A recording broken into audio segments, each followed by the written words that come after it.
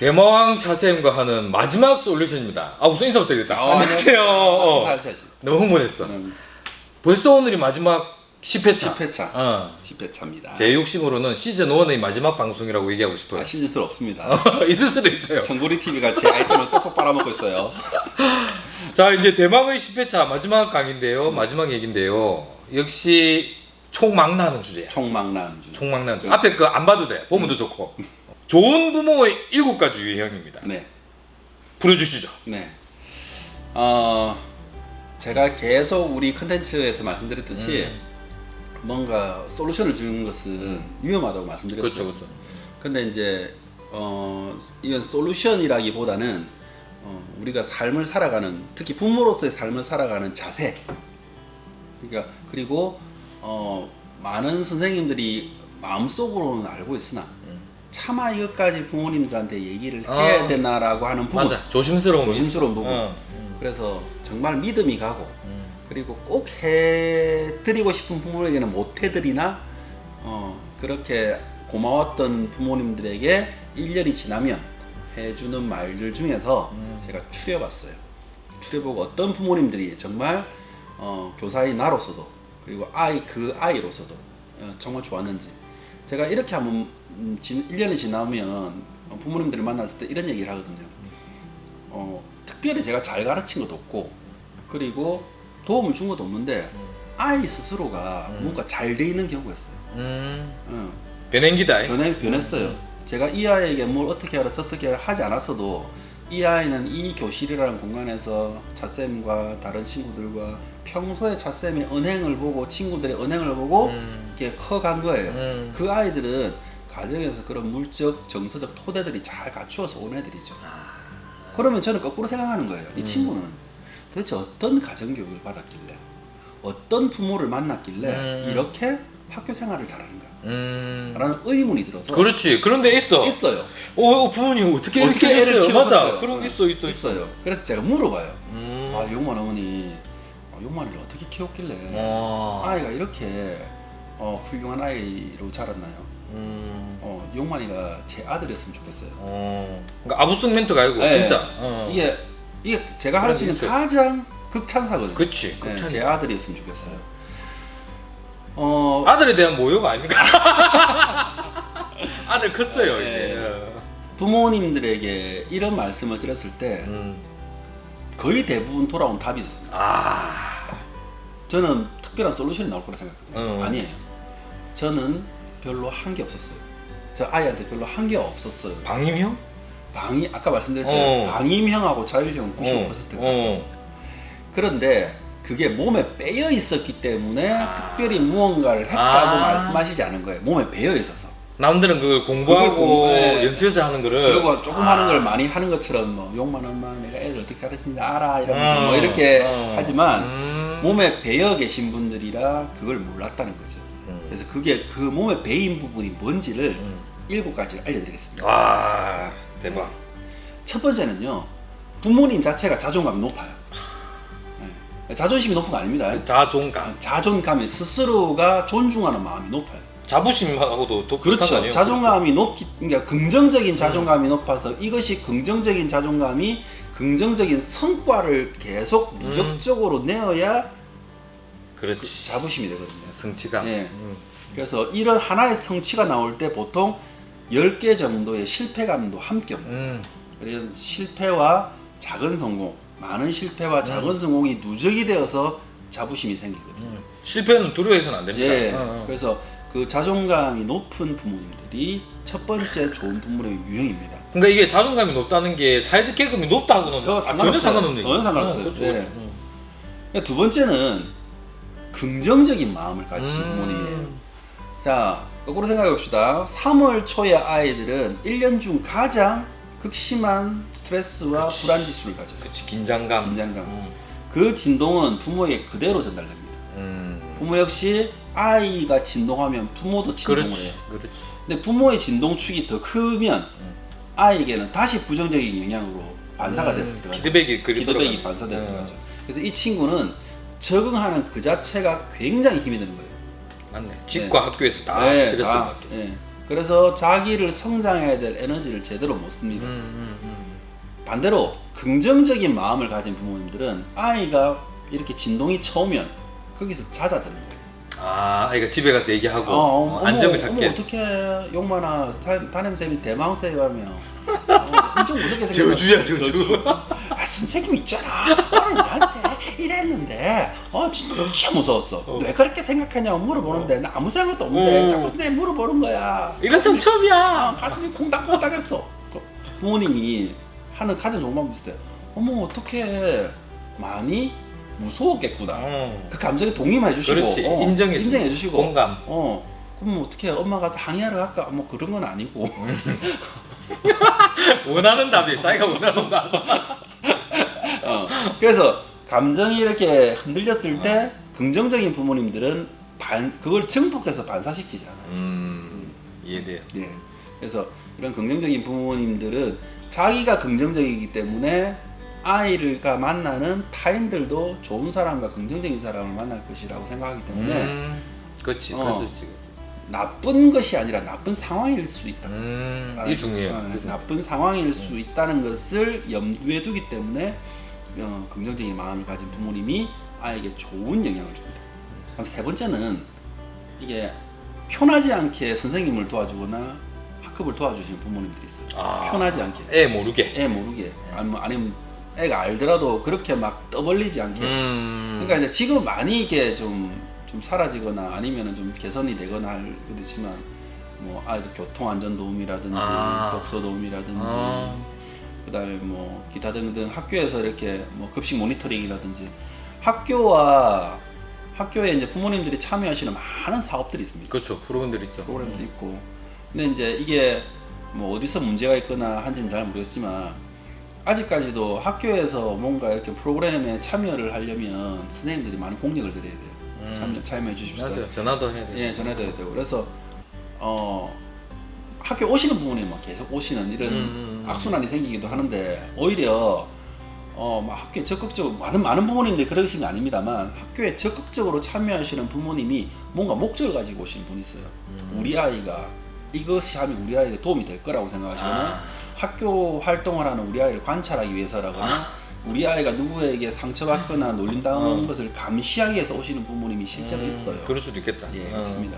근데 그렇게 아니고 특히 이제 아침에 교통봉사나 이런 것들을 하고 싶어 하시지 않은 분들이 거의 대부분이죠. 그래서 이제 바쁘고 예. 시간도 안 나고. 예. 그런데 그런 것이 있으면 이제 누구보다 먼저 솔선수범해서 해주시는 부모님들이 있습니다.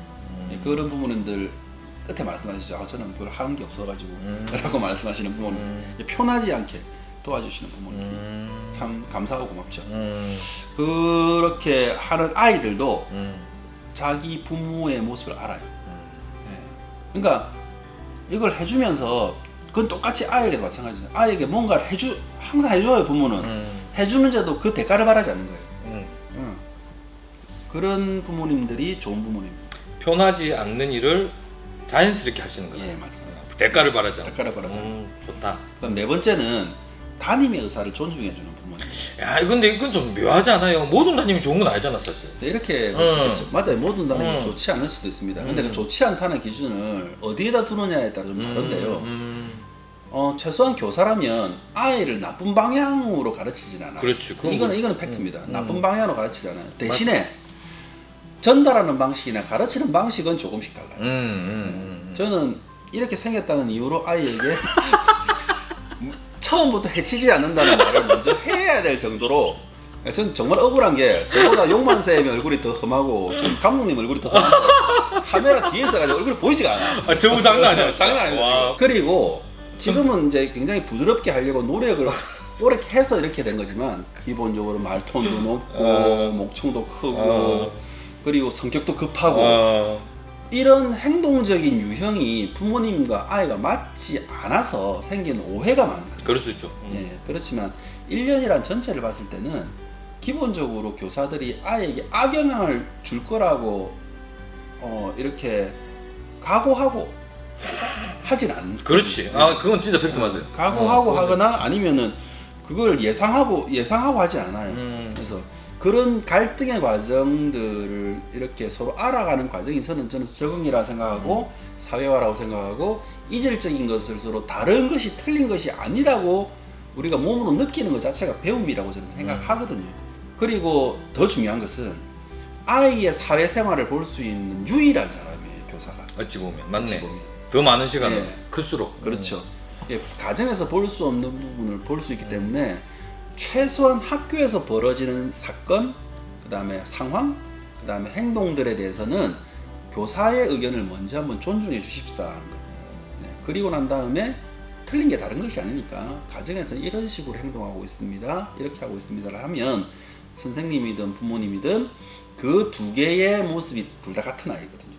그렇죠. 같은 아이라서 그렇죠. 같은 아이. 네, 같은 아이라서 그 조각을 붙여서 입체적인 아이로 볼 수 있는 이런 상황이 됩니다. 그렇기 때문에 담임 의사를 먼저 존중해 주시는 것이 좋겠다. 네. 부모님이 담임을 믿지 못하면요, 아이도 담임을 믿지 못할 맞아요. 확률이 아주 높습니다. 맞습니다. 아주 높고, 그런 경우가 생겼을 때도 우리가 앞에 말한 것처럼 자존심이 들어가 버리면 이건 진짜 해결이 안 심각한. 되죠. 맞아요. 예. 네. 서로 상처받는 거야. 네. 맞아. 네. 그다음에 이건 참 중요한데요. 내 아이가 중요합니다. 그 중요한 만큼 남의 아이도 챙기는 부모님. 내 아이 친구도. 네, 내 아이를 챙기는 만큼 남의 아이도 챙기는 부모님. 그리고 흔하지 않다. 흔하지 요즘은 않죠. 그래. 네. 근데 물질적으로 챙기거라 라는 뜻은 아니에요. 네, 이해돼요. 먹을 것이 있으면 나눠주는 거. 오히려 물질적인 것은 좀 더 쉽더라고요. 요즘은. 근데 정서적인 거, 마음적인 거. 네. 친구가 이렇게 했잖아. 엄마 친구 데려와서 같이 놀면 안 돼? 공부하면 안 돼? 네. 그냥 좀 그럴 때 있을 때 그 친구가 어떤 좋은 집에 있는 친구라면 놀게 하고 좀 부모님 마음에 안 드는 집이라면 못 놀게 이해하지 말고 아이 기준에서는 그렇지. 그래서 아이가 다른 친구들과 뭔가 함께 하려 할 때 그럴 때 좀 이렇게 챙겨주는 거. 그게 물질적인 것은 아닙니다. 정서적인 것이에요. 정서적인 것을 챙기는 부모님. 그다음에 이제 6번째는 여유 있는 부모님. 예, 이게 돈의 여유가 아닙니다. 감정의 여유와 감정의 여유. 감정의 여유. 들을 수 있는 예, 여유. 제가 이제 지나고 나면 한 번씩 부모님들한테 굉장히 고마움을 느끼는 경우가 있어요. 이제 저도 아이들하고 이렇게 간격을 유지하고 뭔가 가려고 하지만 밀착해서 하다 보면 저도 과할 때가 있거든요. 그렇죠. 예, 충분히 그런 사람이에요. 과할 때가 있고 아이들한테 심하게 압박할 경우도 있고 한데 이 정도면 항의가 들어올 만한 하시는데 예상 아차 싶을 때 있어요. 아차 싶을 때 있어가지고 이제 사과 전화를 먼저 합니다. 어머니, 용만이 오늘 제가 용만이 하고 이렇게 얘기하다가 제가 용만이 자존심 건드리는 말도 해버린 것 같아요. 혹시 상처받지 않았는지 걱정돼서 전화 드렸습니다. 라고 말씀드리면 이해하시는. 그럴 수도 있죠. 전화를 하는데 가끔씩 그런 부분이 계시거든요. 선생님 사실 제가 전화 좀 하려고 했는데요. 맞아, 그럴 수 있어. 그럴 때 있어. 이제 물론 사람인지라 교사가 이제 신이 아니기 때문에 100번 잘할 수는 없어요. 그래서 그렇지만 아이에 대한 문제라면 이게 충분히 수용성을 가지고 대할 수 있다고 생각하고 부모님이 보시기에 선생님이 너무 어떻게 보면 너무 과하다든지 너무 모자라다든지 그렇게 생각할 수는 있습니다. 그러나 1년 전체를 봤을 때 최소한 교실에서 부모님들보다 영향력이 더 많아요. 맞아요. 영향이 더 많기 때문에 부모님들이 좀 더 여유 있게 바라보시는 것을 좀 권하고 그렇게 해주신 부분은 참 좋죠. 야, 자세히 이 말씀 드니까 저의 경험이 떠올라요. 저도 이렇게 아이들 지도하다가 아차 싶을 때가 있거든요. 저도 많을 것 같아요. 제 거야 지금. 그러니까 아차 할 때 전화를 해 나도. 본능적으로 전화해. 본능적으로 전화해. 이게 그 민원을 없애기 위해서가 아니라. 맞아요. 아이가 진짜 걱정돼서 전화하거든요. 그러면 저는 운이 좋았어요. 선생님, 부모님들이 고마워하셨거든. 선생님 잘하셨습니다. 대부분 그렇게 생각하시죠. 우리 애가 그런 면이 있습니다. 그렇게 챙겨봐줘서 고맙습니다. 이런 반응이었거든. 좀 뒷가고 비슷하다 그래. 근데 마지막으로 마지막입니다. 마지막으로 기본 생활 습관을 잘 챙겨주시는 부분. 아이의 기본 생활 습관을 잘 챙겨서 보내주시는 부분. 우리 아내님이다. 우리 아내. 네, 정말 훌륭하시네요. 네, 우리 아내님이. 가방 챙기기, 자리에 앉기, 그리고 바르게 먹기, 먹는 것, 생활하는 것 그런 것을 이렇게 잘 챙겨 봐주시는 부모님들이 이렇게 참 고맙죠. 그리고 그 아이들은 학교 생활 잘해요. 급식소에서 밥 먹는 것만 봐도 애가 공부 잘할지 안 할지 알 수 있거든요. 오, 이건 또 무슨 밥 급식 이런 어떤 거야? 이거 집에서 먹는 거하고 달라요. 네, 신빙성 있어요. 애들은 학교에서 잘 먹어요 우선. 일단 급식이란 것이 한 달 동안에 같은 음식이 나오잖아요. 그렇죠, 그렇죠. 반찬이 다 다른데 애 입장에서는 안 먹어본 음식을 그렇지. 먹는 경험도 많거든요. 그렇죠, 그렇죠. 그럼에도 불구하고 학교에서 나오는 음식을 꺼리낌 없이 도전해 보는 거예요. 와, 도전이지. 도전이죠. 사실은. 도전이지. 그래서 야무지게 꼭꼭 먹는 아이들을 보면 분명히 저 아이는 저 음식을 먹어본 경험이 없더라 할지라도 먹어보니까 맛있을 수도 있고. 그렇지, 그렇지, 그렇지. 그래서 그런 경험들을 가지고 있다면 거꾸로 생각해 봅시다. 용만사님이나 저 같은 사람을 만났는데 익숙하지 않아요. 근데 지내보니까 나쁘진 않고 지내보니까 좋은 거예요. 그러니까 그렇게 자기의 방어벽을 세우지 않고 꾸준히 도전해보는 것을 급식으로 할 수 있거든요. 이해된다, 맞네. 그게 기본 생활 습관이 된 친구들은 그렇지. 기본 생활 습관이 되었기 때문에 그것 때문에 특별하게 에너지를 쓸 필요가 없는 거예요. 그걸 의식을 못하게 예. 있는 거잖아. 그렇지. 맞네. 그래서 7가지 자존감 높은 부모님, 긍정적으로 마음가지신 부모님, 편하지 않게 도와주시는 부모님, 단임 의사를 존중하시는 부모님, 내 아이만큼 남의 아이도 챙기는 부모님, 여유 있는 부모님, 기본 생활 잘 챙겨주시는 부모님이 좋은 학부모의 7가지 요일입니다.